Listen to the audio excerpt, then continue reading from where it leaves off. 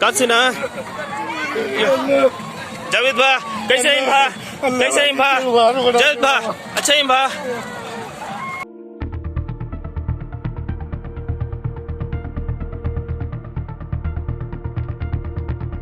In a road accident near Tumkur district of Karnataka, a private bus carrying more than 80 passengers lost control and turned turtle.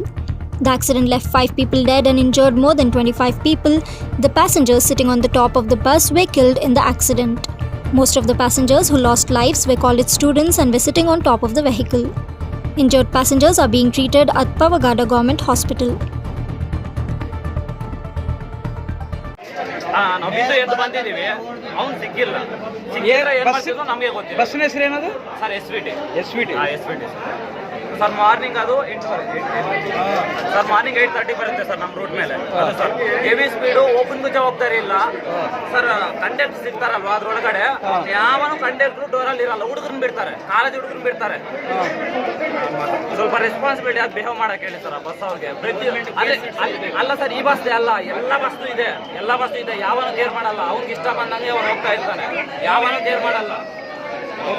ಯಾವನಿಗೂ ಜವಾಬ್ದಾರಿ ಇಲ್ಲ. ಹೆಸರಪ್ಪ ಹೆಸರು